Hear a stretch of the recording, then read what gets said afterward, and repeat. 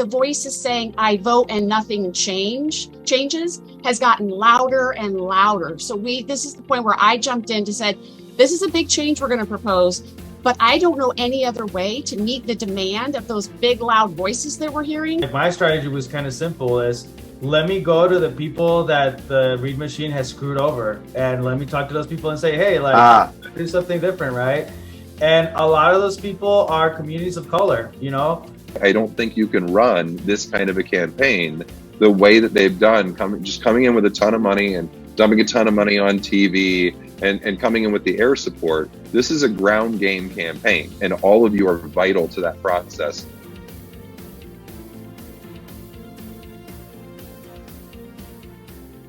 Thank you all. I'm here today with Joe Brezny, Sondra Cosgrove, and Cesar Marquez, three of the leaders of the Nevada Voters First campaign. They have navigated a very tumultuous and difficult and politically fraught situation. And this November, the citizens, the voters in Nevada will have the opportunity, they will be the second state in the country to have the opportunity to vote for a ballot measure to enact nonpartisan primaries and ranked choice voting in the general election. In Nevada, it's called Final Five voting, where you have a nonpartisan primary, everybody gets to vote, all the candidates are on the same ballot, all the voters vote, and the five most popular candidates go from the primary to the general election. The general election will use a ranked ballot to determine who the winner is. And one state has done this, Alaska. It's been in the national news lately. And Nevada hopes to be the second state to do so. And really excited to have an opportunity to talk with the leaders and activists who are making this happen. So I want to start, I have so many questions. I want to start with you, Sondra, because you've been advocating for primary reform. I remember working with you back in 2000 on the Ben Kekeffer bill in the state Senate. You've been a champion for this. How did this campaign come together? What's been the journey from going from talking about this issue, talking about the problems with the current system to, hey, we're on the ballot, we've navigated the legal hurdles, we're going to be in front of the voters? Sure, thanks, John. So again, Sondra Cosgrove, I'm a history professor at the community college here. So I spend a lot of time with young people, but I'm also out in the community doing community service. And there's many people on the Zoom call right now where we started hearing things right after what happened in 2000, the Florida debacle, that it wasn't just Florida where people felt like their vote wasn't counting, that there was something wrong. And so we started doing that. Well, maybe we'll do a little tweak here, and maybe we'll do early voting. And so we've been incrementally kind of trying to change the process to get a better outcome. But it just seems like the voices saying, I vote and nothing changes has gotten louder and louder. So this is the point where I jumped in to say, this is a big change we're going to propose, but I don't know any other way to meet the demand of those big, loud voices that we're hearing, saying, I don't even want to vote anymore because I don't think my voice matters. Got it. And Joe, you're the campaign manager. You've been active in Nevada politics for many years. Tell us how did you come to this effort? It is kind of a funny story. So I've been a nonpartisan. I've been registered nonpartisan for 12 years. I worked in party politics before that. And we're now, nonpartisans are now the largest voting bloc in the state, bigger than the Democrats, bigger than the Republicans. And we're locked out of the primary system. It's a closed primary state. So we get stuck with who everybody else picks for us. So when this campaign came to town, I was actually hit up just to solicit my firm's clients for donations. Like, it was basically, this is a good idea, Joe. We know you'll like it. Can you get some money out of your clients? And I was like, sure, this is vital reform. And then the powers that be called the campaign manager on the campaign at that point and told him if he didn't quit, he would never work in Nevada politics again. And he listened and he quit. And so in December, this campaign died. And we were all just kind of looking around the room going, well, shit, fellas, what are we going to do here? And they looked at me, and I run a nonpartisan operations shop. We don't do any candidate campaigns. We did the ballot initiative for marijuana in 2016. We only do nonpartisan independent expenditure, issues mobilization, and ballot measure campaigns. And so I actually have more experience than the person I replaced. And since I have been a nonpartisan for 12 years, it's a good fit. And neither party can really muscle me out because I've got my own lane in Nevada. So I ended up here because they squeezed someone else out, but they cost us a campaign manager, they cost us a campaign chairman, they cost us a deputy campaign manager, and they cost us a development director. We still don't have a development director. I am the development director on top of being the campaign manager, because there has been an edict put out by the party bosses that if you touch this thing, you will be persona non grata. And so it has been that bare knuckled and that cloak and dagger on the Nevada campaign. But I ended up here because I was basically someone that they could not fire. Yeah. Thank goodness I'm actually pretty good at this. That's great. I want to come back to that and talk about that political pressure in a minute. But first, I want to get to know Cesar a bit and tell us a little bit about yourself and how you got active in this campaign. Sure. Yeah. My name's Cesar Marquez. I'm a director at Move Nevada Forward. And I'm also the state lead here in Nevada for the Forward Party. And I got into politics in 2020 during the presidential. I was a volunteer for Andrew Yang's campaign. And then after he dropped out, me and some of the volunteers continued to do some of the grassroots organizing and work. And through that, I met Doug Goodman, who's the founder and director at Nevadans for Election Reform. And he just happened to be, like a neighbor, and we just got coffee. And I said, hey, like ranked choose voting is one of the policies that we liked the most from the campaign. I don't have a lot of political experience. My background's actually in engineering, manufacturing. I don't really like bureaucracy. And so I was like, hey, but I have a bunch of, like passionate volunteers from the Yang Gang that I think, would be energized to help with this. And so that was kind of like my contribution to this. Later on, he connected me with, Sondra. And then because Catherine Gale from the Institute of Political Innovation had been on Andrew Yang's podcast, I recognized her and the work that she was doing. And so we reached out and said, like, hey, we're trying to do this thing. Like, can you help us? And then, one thing led to another, and here we are. That's great. That's great. Going back to what you were saying, Joe, about the kind of, brass knuckles political pressure put on people to keep them from working.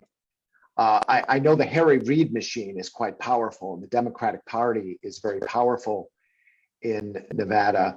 And it made me think a lot about how the Democratic Party has really done everything they can to submarine, to sink open primaries efforts in Oregon in 2014, in New Mexico year after year, where they sink legislation, in New York City, where they crushed it back in 2003, in Kentucky, where the Senate majority leader, who's a Democrat, told a young open primaries activist that if he didn't like the system as it is, he could move to another country. And he said this on national TV. So how are you all navigating the kind of political opposition from the Reid machine, from the Democratic Party? How are you keeping from being squashed like a bug? Who would you like to go first? You asked that to Joe, right? Oh, no, anybody. Oh, anybody. Okay. So we were joking before this meeting started that there is no blueprint for what we're doing, because if we had a blueprint, they would know what we were doing and they would stop us. So pretty quickly, if you look at our team members, we all have our own networks, but we've gotten really good at just being responsive. If they block us here, we go there. But you have to have two things to be able to do that. You have to have really strong personalities and people who can hold their own on the team, which means we're like herding cats. So pray for Joe. But it also means you do have to have a good campaign manager that isn't going to stick to some blueprint, that when we have an iterative conversation on Zoom and say, hey, we're going to go this way, he's like, all right, let's go. And then gives us support, so we have ground cover, so we're able to get where we need to go. And part of it's just luck. I mean, they ran through all of the partisan people. And then there's only, Nevada's a pretty small state. There are only a couple of nonpartisan shops in the state at all. And we're one of them. And so getting a political professional that can't be squeezed by either side, I mean, they can try, we're all friends, it's a small state. And I did get a guilt trip phone call from one of them before they started kicking me in the teeth. But I told him, because he basically told me, he's like, you're killing my business model here. Like, this is how I put my kids through college. And I said to him, I've watched you for 15 years be willing to do the wrong thing to stay in power. And you should thank me, because I'm changing the system to where you're going to have to do the right thing to stay in power. Now, if you're willing to do the wrong thing to stay in power, you're going to be just fine, because I know you're going to be willing to do the right thing and talk to all of the people and get everyone on board and appeal to a majority of people in the district. This isn't just a contract for me. I am getting paid to be the campaign manager. This is deeply personal. It is the most important campaign I've ever worked on, ever, in 30 years of doing this. So what's been the response from voters in Nevada? What's been the, that's hard to quantify, because obviously people have a lot of different responses, but give me a sense of what you're hearing from the voters about this. It's 7 weeks before Election Day. I know you're raising a lot of money and are going to be running, aggressive statewide advertising, but how are you feeling going into this end game? What are voters saying to you? Cesar, can you talk about your work with the Chinese American community? Sure. So I would say overall the response has been very good. I'm Mexican American, and so my communities feels that the Democrats especially have kind of let them out to dry. And so when we present this opportunity for change, they're very excited. And because of my role with the Forward Party, I've also just been doing a lot of community outreach to the tribal communities, the Black community, the API community, and it's all the same thing. They're all tired of just the non-responsiveness from the parties. And once you explain the process to people, they have that aha moment, and it clicks. And so I think a lot of it is just getting the education out, and then just talking to voters, which we have tons of tabling events. We do a lot of small socials where we rank our favorite beer, tacos, pizza, things like that. And so once you explain it to people, it just makes sense, and usually the negative response comes from the more partisan voters, the ones that are part of the machine. But those, it's going to be very hard, if near impossible, to try to sway them. But the ones that aren't attached to a party, it's been very, very positive. And we're still seeing a lot of people that haven't heard about it, right? So that's one of the things. Alaska gives a huge bump, but there's still a lot of people that are like, oh, this is the first time I'm hearing about this, tell me more. So yeah. Tell me about that bump, because I know Alaska, so they enacted Final Four, a version of what you're doing, very similar. In 2000, they had their first election this year, a special election, using the open primary and the ranked choice voting. It got a huge amount of national media because it was the first time this system was used, and also Sarah Palin was involved, and she's a national figure. What's been the impact, because the press was pretty positive with some high profile attacks coming as well. People saying, oh, this is terrible. What's been the impact in Nevada? So I know when I go out and do, and again, we're trying to do lots of small groups so people can ask questions. Before the Alaska election, I would ask, has anybody heard of this? Like Cesar said, no hands would go up. Now, as soon as I start talking, their hands go up and they're like, are you doing what Alaska's doing? Yeah. And so they immediately start connecting what we're doing with what just happened in Alaska. And John, the only thing I would add to dovetail into what both Cesar and Sondra said is that looking at this, we've got a bunch of chess pieces on the board moving around, and I've got to stay up. I have a chessboard right here that I constantly play a game. But anyway, I've got to look down on the board and see what's going on. And when I look at this chessboard, I don't see enemies. I don't see someone out there that is motivating a block of people that disagree with our issue. Our enemy on this is a lack of education. Someone said our enemy on this is ignorance. That just doesn't read well. No one wants to be told that they're ignorant. But our enemy on this is that no one learned it in high school government. It's not that there are people saying this is bad. It's that 21%, we started at 29%. Now we're down to 21% of the electorate just doesn't know what this is. And so that's the fight we have. But that actually is an asset to groups like this. In states that they're talking about doing it in 24, start now. The grassroots portion, the irony of this is we're trying to give voting power back to the people. And the power to do that rests with you. Hitting every Rotary Club, because a lot of these folks have bans on political talk, but issues are an exception. They don't want politicians coming in, but they want to hear about ballot issues and governance issues. So there's a lot of work that groups that are represented on this Zoom can do to get out there early and start chipping away at that, because people question why I speak to high school senior government classes. And it's for them, the few of them are registered to vote. Mostly it's for their parents, because they go home and their parents are like, question 3, ranked choice vote, I don't know what that is. And the kid pipes up and goes, oh my God, it's so easy. We do it every time we talk about going to a movie. We talk about all the different movies that are out there. We talk about what's important to all of us. And then the whole family decides on one. And it wasn't the first choice for all of us, but it's pretty good. And everyone feels heard and everyone feels happy. And so that kind of stuff is vital in this campaign. And that's usually what gets glossed over and ignored by political professionals. And that's why I don't think you can run this kind of a campaign the way that they've done, coming in with a ton of money and dumping a ton of money on TV and coming in with the air support. This is a ground game campaign, and all of you are vital to that process and helping get that done in your state. I so agree with you. And in fact, someone on the Zoom today is Margaret Kobos from Oklahoma, who is not just starting, but she spent the last year traveling around the state in a flatbed truck, doing rallies at minor league baseball fields, gearing up for 2024 to sow the ground for and do that kind of public education. I think that there are growing numbers of people that really recognize how important that is and how vital that is.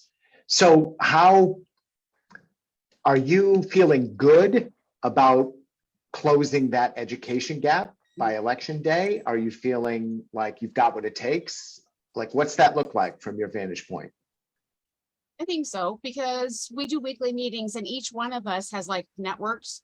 So I just went in and did presentations. I have a colleague that teaches political science. She's giving her students extra credit. I went and did presentations, and then I asked those students to connect me with their networks.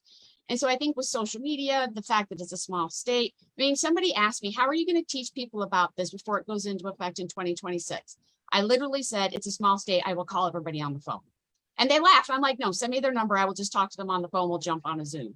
So fortunately, with Nevada being small, there is an ability just to kind of do these layers of networks. That's fascinating. Part of this really is building a flood one raindrop at a time, just going out there and just finding your raindrops. And one thing that our volunteer team has been really excellent at is identifying groups of raindrops, so that you've got someone else organizing their group so that they can manage groups of groups instead of trying to count each individual raindrop. They get to start counting buckets. And that's how we deliver the flood. We've already dropped the undecided on this. Undecided just means they don't know what it is. We've already dropped that from 29% to 21%. We're polling at 60% overall. Now that has given some people a false sense of security, because if you drill deeper and look at what attacks are likely to come, it drops us down to about 54%. But then the problem you have in Nevada is when people don't understand a ballot initiative, they just vote no. There's a misunderstanding onto whether they can skip it. A lot of people think they have to press every button. And so about 2/3 to 3/4 of your undecided vote turns into a no vote. And that's what drops us down to that 53, 54%. if the other side shows up and starts using, they're telling Democrats that this is a Republican plot to take over. They're telling Republicans this is a Democratic plot to take over. And both sides are so polarized that they believe that. And so there are attacks that they have used on us that can soften us up and make it so that it's harder for us to maintain those levels. But everything looks good right now for a victory. It's not going to be a 10-pointer, I don't think, but we're positioned, we're definitely positioned 2 to 3 points higher than the marijuana initiative was at this point in the 2016 election. And we ended up winning that by 9.5 points. And so now the other side on the marijuana campaign was really, really focused on bringing the Raiders to Las Vegas, and we left them alone, and they woke up too late. And so part of that was their screw up, and we're kind of hoping for the same screw up here. But if this unfolds like a normal campaign, it won't be a 10-pointer, but we are positioned well for a win. What's the opposition doing right now? Are they mostly kind of holding their powder dry, or are they out there actively sending out mailings? And what's it look like at this point? They're kind of quiet right Not now. a ton. Yeah, not a ton of paid media. They're going after our power brokers now. They heard we were courting the chambers of commerce. And so they have arranged to come in after us with the chambers of commerce and try and muddy the waters and prevent us from getting folks like that on our endorsement list.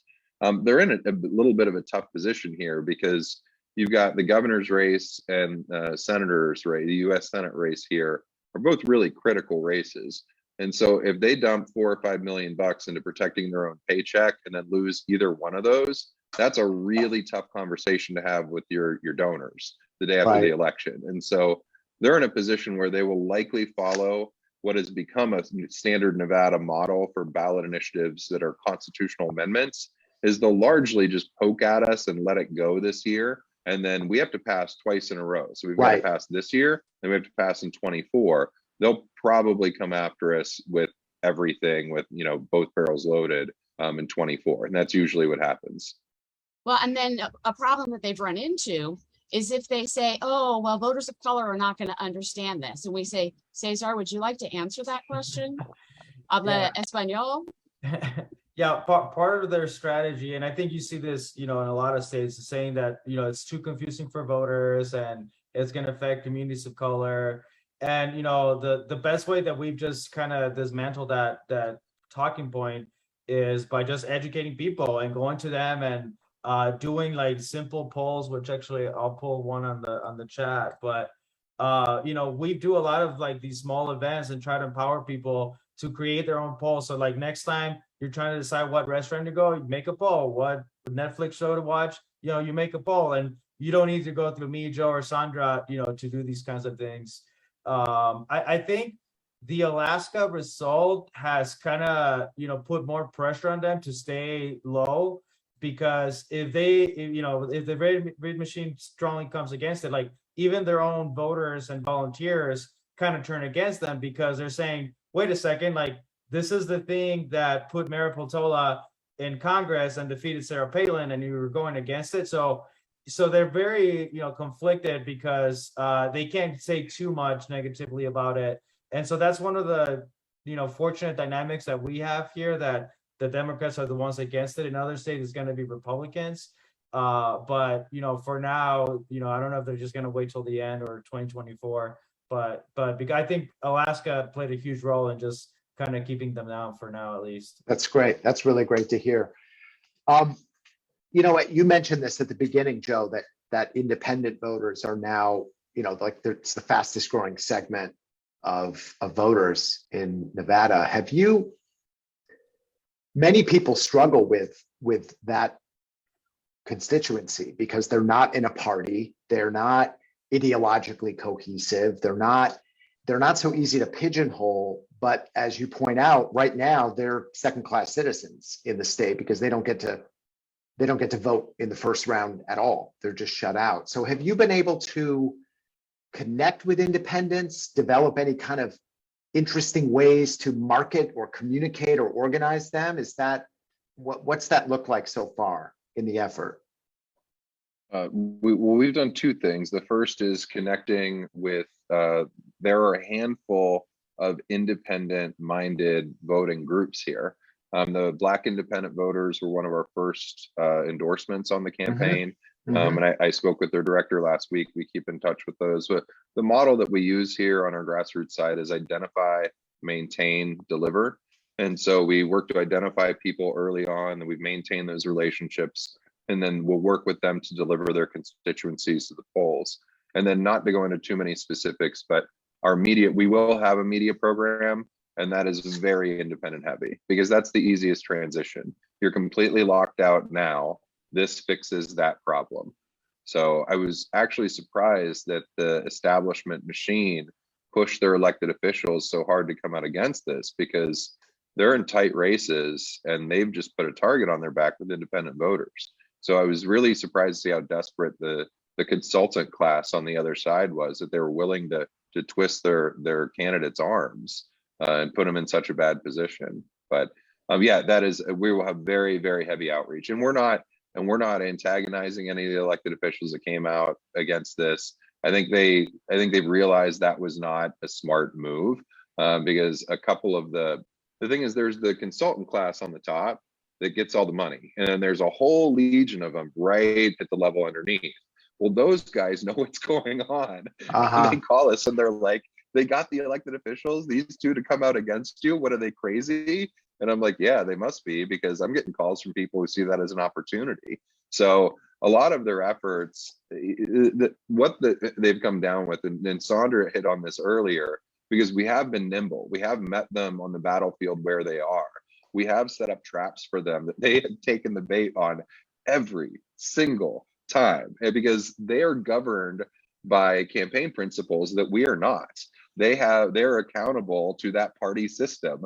And so we've been good at putting them in a position where they keep running into walls when it comes to independent voters, because we keep them focused on one central principle. This ballot measure is a referendum on the current system, and the current system in Nevada sucks. It sucks for everyone except for the 4 mega consultants that have a dump truck full of $100 bills back up to their driveway every 2 years and dump it on their front lawn. Those are the only people that are getting ahead in this system, the only ones. And the entire rest of Nevada is getting screwed. And it's about to get much, much worse with what's coming in 24. So they're hitting brick walls because they have to defend the system, and the system just isn't working for anyone. That's a very powerful message.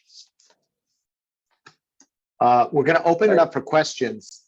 Just to remind everybody, if you have a question, go to the chat, type your name and your state, and then just a 1-sentence description of what you want to ask, and then I'll call on you. I have a whole queue of questions here. One final thing before we open it up. This is for you, Cesar. We've talked a lot on past virtual discussions about the rise of political independence in the Latino community.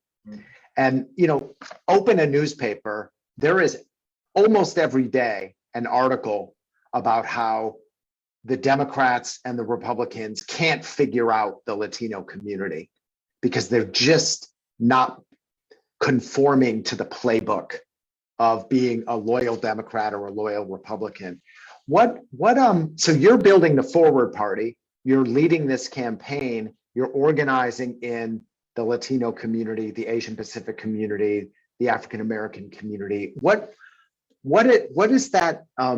What's the experience of that for you personally? Like, do you experience that disconnection from the Democrats and Republicans, or is that just what the newspapers are saying? Oh no, I mean, I see it. Like, people are fed up, and I think one of the reasons why I think we've been so successful is because, like, my strategy was kind of simple: is let me go to the people that the Reed machine has screwed over, and let me talk to those people and say, hey, like, do something different, right? And a lot of those people are communities of color, and that's been like a recurring theme that I hear with all of these communities. I mean, and not just communities of color, they just screw over everybody, really. Like, they don't discriminate with that. But a lot of these communities are fed up. And to me, one of the red flags that I saw, with the Latino community was the amount of men specifically that are switching over to the Republican Party. And, there's different factors for that. Like, Latinos, just like any other community, we're not a monolith. There's, it's a spectrum, right? But to me, it didn't make sense because the Republicans, a lot of them have been very open with their, racism and their policies and calling us rapists and all this kind of stuff. And I thought that was like just very dangerous, that they feel that, they dislike the Democrats so much that they're going to go over to these, other party. And so to me, just like a natural response was, well, I'm just going to build my own party for my community. But I think, that resonates with the other folks that I've been talking to, because they just feel like they don't have a home and they have to kind of put up with either, the Democratic Party in this case, because there's just no other option. And so, when this opportunity presented itself, it was just like, oh, it's a perfect match, because, once you have final five voting, then you can have a third party, right? So. Got it. That's fascinating. All right, we're going to open it up. We're going to start with Sila in New Mexico, who has a question about legislative efforts. Go ahead, Sila.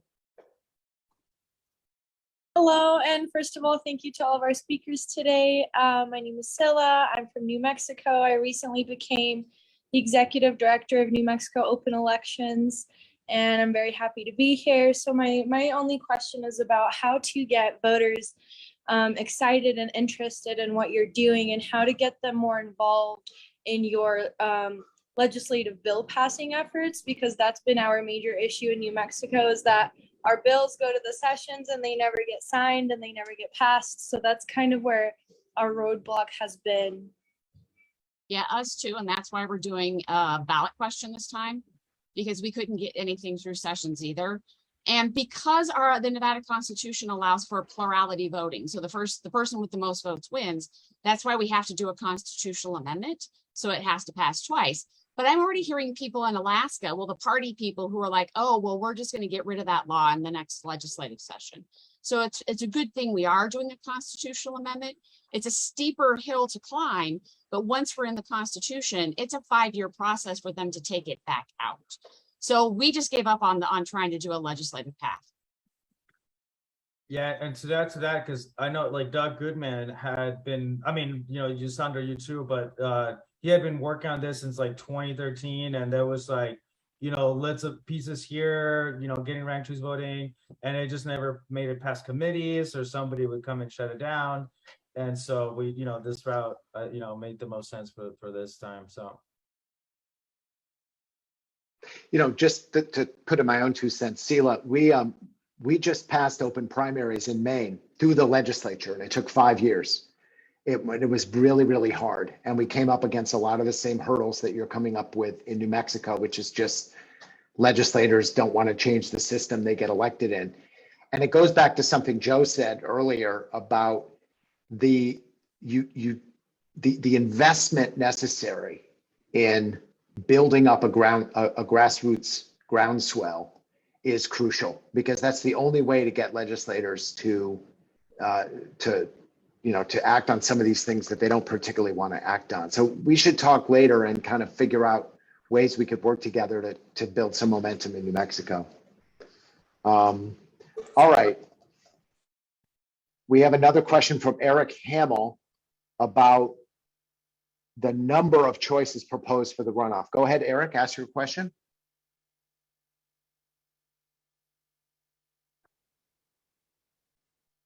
Eric, you still there? You got to take yourself off mute. All right, we'll come back to Eric. Jane Grossman, you had a question about what kind of toolkit that we have. Go ahead, Jane.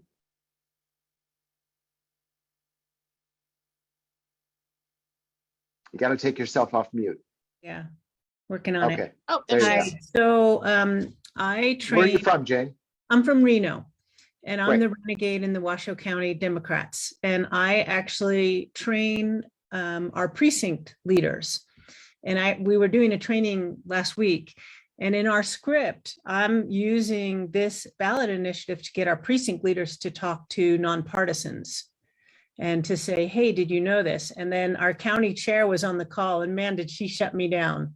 And she said, we are not for this. The governor's against it. The senator's against it. And I just smiled and I said, well, Sarah, this is still a democracy. And people can, our precinct leaders are not paid. They can do whatever they want when they go out, but I will probably get excommunicated pretty soon. But for now, no one has seen my script, which is going to our 170 precinct leaders to have them talk to nonpartisans and say, do you know that you're going to be electing our next governor and senator? And then to lead into this ballot question. But I'll probably get shut down soon. But, until they find it, we're good in Washoe County, at least for our 170 leaders that are walking neighborhoods. But are there other toolkits that we can get them that are just simple and a postcard or something if they want to carry them? Yes, we're lucky on this campaign. We actually have a communications team. What they'll do, being from Washoe County, you understand, it is difficult to have a toolkit for Nevada, just for the whole state, because I've told the consultants that have come in from out of town to look at this as 4 Nevadas. There's from Washoe, basically from Reno down to Carson. Elko County I put on its own because it's a rural county that has the highest per capita income in the state because of the gold mining industry. Clark County in the Las Vegas Valley speaks a different language, and then the rest speaks a different language. So I'll have Sondra, you and Sondra know each other. I'll have Sondra talk with our comms team and get you the Washoe version of what's going on that talks about the aspects of this that fit best with Washoe County.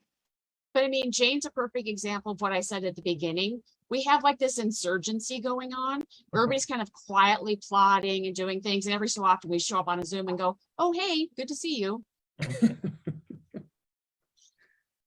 Okay, Sondra, I'll get with you. We're meeting with our precinct leaders tomorrow and giving them their slate cards. So. Okay, love you bunches. Okay. Jane, I have a question for you, Jane, actually. Is it your sense that you're like a lone wolf kind of bucking the Democratic establishment, or are there lots of Democratic precinct leaders and activists who are saying, no, we got to get behind this? No, I feel like a real lone wolf right now. I don't know if you guys know about a group called the States Project. So it's not nonpartisan. They're trying to hold and flip state legislatures. And Steve Yeager from Nevada is the lead for the Nevada money. And I asked the question on their call, and boy, did I get shut down so fast. Wow. They said, oh, this is an out-of-state group and they've got, we don't know what their intentions are. I actually wrote down all the information they said, and I can get the recording so I can get it to you. But boy, I got shut down as fast. It just was like this. We are not for that. And why didn't they just go for open primaries? It would have been simpler. That's kind of their fallback. Like, well, we would have liked it if it was just open primaries. But now with ranked voting, it's just too confusing. Why did they couple them? And why are they putting it in the Constitution? So yeah, no, I feel like a huge lone wolf. There's a few, when I tell people, they're like, oh, I like that. But it's like Sondra said, it's one-on-one. It's hard to do in a group. But anybody that wants to say this is outside groups, I've lived here since 1986. I have a PhD from UNLV, and I've been teaching Nevada history for the last 25 years. I don't know how much more Nevada I can be. Yes. Plus, you pronounce the name of the state correctly. I know how to say it correctly. Unlike That's some right. people. All right. Thank you, Jane. We're going to go next to Paul Rykoff in New York, who has a question for Cesar about the Forward Party. Go ahead. Go ahead, Paul. Hey, everybody. Happy Friday from New York. Thank you for all your leadership and especially your tenacity. I host a podcast called Independent Americans. John's been good enough to be our guest. I spoke this week to Governor Christy Todd Whitman, co-founder of the Forward Party. And one of the questions I asked her is what the actual ground game is starting to look like for the Forward Party and who are these people? Just because I'm curious about their political disposition, their previous affiliations, and frankly, whether or not it's going to be a truly independent party. So for Cesar, I'm curious if you know, how many of the folks like you at the state level came over from the presidential campaign with Yang? How many folks just made a transition over from that? And is that really kind of the first phase of what the Forward Party may be? Thank you. Yeah, thank you for your question. I mean, I wouldn't know the exact percentages, but I've seen a very good mix of a lot of new people that are coming in for the first time. And I see definitely a lot of moderate Republicans and independents. And for me, this has been one of like the best experiences to realize just how much like BS there is in the media and what we're fed, and like how much we're led to believe that we're all this so much different.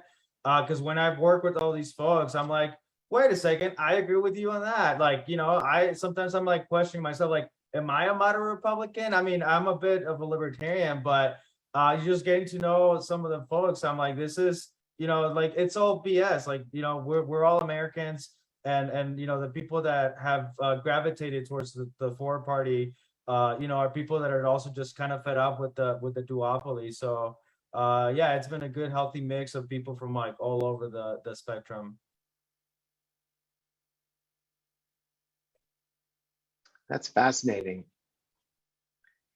All right, we're going to do what's called a double Manny.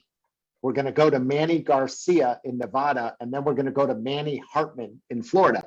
I figured when you get two questions from Manny's, you have to take them both. So let's start with Manny Garcia in Nevada, who has a question about the recent Supreme Court decision. Go ahead, Manny Garcia.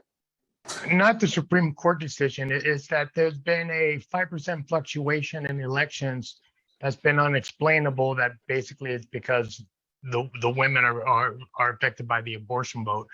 And I was wondering if Dr. Cosgrove might have a projection of how that's going to swing our way. Good to see you, Manny. So we have 3 ballot initiatives on our ballot this time. The first is actually a constitutional amendment to put an equal rights amendment into our state constitution, which is much more expansive than the federal. And I've been working on that as well. And then we have a ballot question number 2 is to put a $12 minimum wage floor into our state constitution, saying the minimum wage by 2024 cannot drop below $12. On all 3 questions, I see women showing up saying these are all 3 good for women. So I'm just saying vote yes on all 3 instead of saying vote yes on 3. Wherever I go, I'm like, all 3 have proven track record that they will help women. Vote yes on all 3. So Manny, I am going to take advantage of the fact that we have seen a 5% bump in women who are saying they're going to turn out because of the Dobbs ruling. They're going to gravitate towards question 1. I'm going to say go ahead and mark yes for the other 2 as well. That's smart.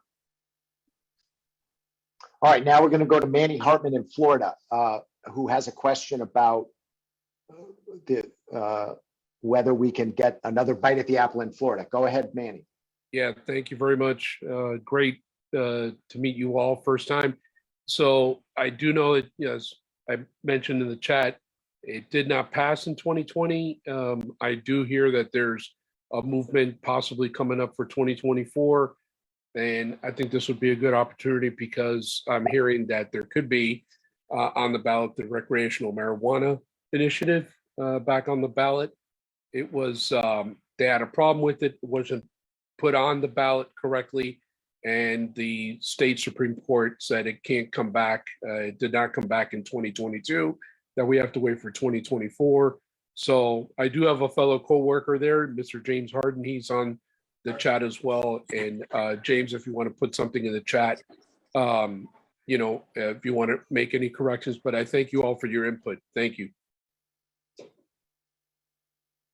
Just a word about that. I think that the movement for primary reform is exploding around the country. I mean, the level of media coverage that we're getting, the level of interest. I mean, I founded Open Primaries back in 2009, and I was telling a friend just the other day, the experience was founding like a UFO research organization. Like people looked at you like you're a little crazy. And that's not the case anymore. People are talking about the need to departisanize the primaries. My hope is that when we win in Nevada, it's going to create even more momentum for that. And Florida was such a heartbreak because we got We got more votes in Florida than we got more votes than Trump or Biden. We got 57% of the vote in 2000, but we lost because you need 60%. And we know the people there support it. The media supports it. It's just the most expensive state in the country to put a referendum on the ballot. But hopefully, once we get this done in Nevada, that will create momentum to go back and try it again in Florida. That's my hope, at least. Florida and many, many other states. All right, Brian Schenk has a question going back to something we talked about, but let's talk about it again. The impact of Alaska on the Nevada campaign. Go ahead, Brian. Yes, I've noticed recently in some of the reports. Brian, where are you from? I'm from Little Rock, Arkansas. Great. So I've talked to Douglas Goodman in a Zoom meeting, trying to get help from him about how to get a similar type of campaign for electoral reform here in Arkansas. Yep. So he was trying to give me some advice, but that's kind of the reason I'm here. But I know that in Alaska recently, I had a result in their election. Their ranked choice voting election didn't necessarily elect the most preferred candidate. Sometimes you get spoilers with ranked choice voting. And this is unfortunately one of those cases where it happens. Supposedly it's rare, and it's much more rare than, say, for a plurality election, which is the system we use now. So I'm wondering, is the news of that failure going to be a problem for the Nevada proposal, or what do you think about that? No, because the Native American woman beat Sarah Palin. I mean, that's the message that I'm hearing people say back to me. I mean, I was on a Zoom meeting before that election was actually called, and they were asking me if I had any evidence that ranked choice voting would block out extreme candidates, if it would be a way to elect a moderate over extreme. At that point, I said, I know that Cesar does rank your favorite pizza topping and pineapple never wins, and everybody laughed. And I'm like, that's the extreme choice in that case. But as soon as Alaska happened, then everybody was like, oh, wow, we thought Sarah Palin was going to walk away with that. But because voters were able to express themselves in more than one round, they got to go to the instant runoff. You had Republicans saying, not her, we would prefer the Native American woman. And so I think it was useful to have that. Yeah, there is, like some Republicans are definitely trying to spin it as like, ranked choice voting doesn't work because 60% of the voters are Republicans and a Democrat won. Like, that doesn't make sense. But the case that we're making is that you lost because of Sarah Palin. One, her strategy was bad. She was telling people to protest and not rank anyone second. And she also just ran a negative campaign. And she's also, a more extreme candidate. And so when we talk to, when I talk to Republicans, it's like, no, there's a lesson here. Just don't put extreme candidates and you'll win. Well, no, my point was Begich was supposed to win that. He was the most preferred candidate overall, Begich was. And not so much about Palin losing. She is the more extreme candidate. So I guess we're all happy about that, I suppose. But I was just saying that I think the news is going to come out that this particular ranked choice voting election went a little bit awry, and I didn't know what I'm kind of disappointed that happened, because I'm afraid it's going to cause problems for this Final Five system getting passed in Nevada. We're not seeing that so much so far for a couple reasons. The first is, just to be honest, Brian, not everyone is as educated or eloquent about their analysis of what happened there. And so we do have some folks that are just kind of writing this off as it kept it what they think of as a popular Republican from winning, but they're getting some pushback on that because the Alaska Republicans are telling them, no, look at the numbers. This isn't because of ranked choice voting. This is because she quit her job as governor and bought a house in Arizona and dressed up like a pink bear on The Masked Singer. That's what cost her the election. Because if you look at the numbers, it's not like everybody from Begich went to Portola. It's that half of those voters did something that is actually very important in Nevada. They said, I'm just not voting for you. They're trying, the other side is trying to hit us with that, saying, look how many people abandon their ballot. But we have an option in Nevada to vote for none of these candidates, none of the above. And your vote is basically, it's like you skipped that race. That's a cherished tradition in Nevada. The ability to basically raise your middle finger to the candidates and say, I'm not voting for any of you guys, and I want you to know it. And so far, what we're seeing is the protection of that right to say, if I don't have my person, I'm doing none of these candidates. It is something that's important in Nevada. But the other thing that we're seeing also is we've been talking consistently about how this isn't meant to change who wins. It's meant to change the incentives governing how they campaign and the incentives once they're elected. And if you hear what people are talking about, they're talking about representing all of Alaska, appealing to the issues of all Alaskans. That in that sense, it's working exactly as we wanted it to. And then the polling on the wonky stuff, the exit polling we've gotten, 80% of the people who voted in this election feel that it was very easy or somewhat easy to rank candidates, and only 6% said that it was very difficult or somewhat difficult. So you've got 80% positive, 6% negative. It really blows a hole in their main argument on this, which is that it's too confusing for voters. So I'll tag on to this just a little bit. I saw somebody had asked, why did we pick 5? While the Republican Party, whatever that is right now in the state of Nevada, did come out with maybe some of this, well, actually 60% of the voters picked a Republican, yet the Democrat won. I'm here because we had a lot of Republicans that ran for offices. I mean, I think governor's race, they had like 22 people running.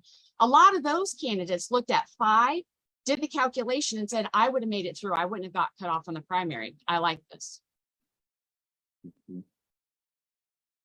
Yeah, I think this conversation about, how the media is framing what happened in Alaska it's going to be an ongoing challenge for the following, is that the media and the pundits, they're focused on one thing and one thing only, which is outcomes.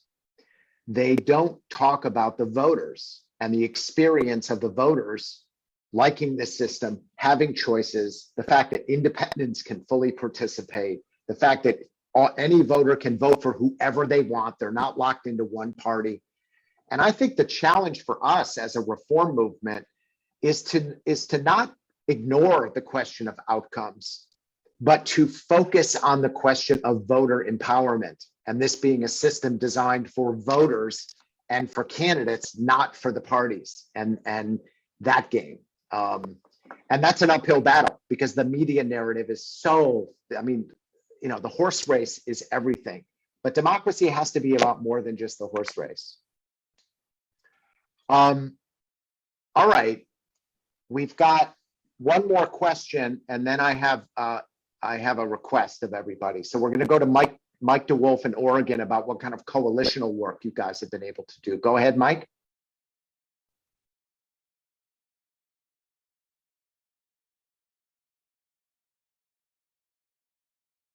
You still there, Mike? I guess not. Boy, we're had quite a few people who want to ask questions, and then they're not there.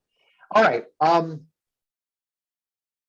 think that's it. So let me thank you, Joe and Sondra and Cesar, for making some time today. We're all behind you. And I know here at Open Primaries, we're going to be doing everything we can to help you win this November. I have 2 requests of everybody today. The first is to make a donation to the campaign. They need money for media and outreach. And they're doing a great job fundraising. They're bringing in some big checks. But we need small donors. We need regular people from all over the country to chip in. So you'll be getting a follow-up email in the next 24 hours with a link to the website, the Vote Nevada's First website. And I really want to encourage everybody to give at the largest amount that you can humanly afford, whether that's $10 or $100,000. The second thing is that we all know people in Nevada, college roommates, friends and family, ex-wives, ex-husbands, children, we all know people there. It's a boom state. People are moving there from all over the country.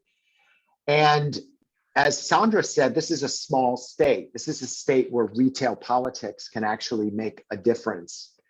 So I want to ask everyone to open your Rolodexes and your emails and seriously think about the 2 to 5 to 10 people that you can write a personal note to and say, would like to encourage you to vote for this.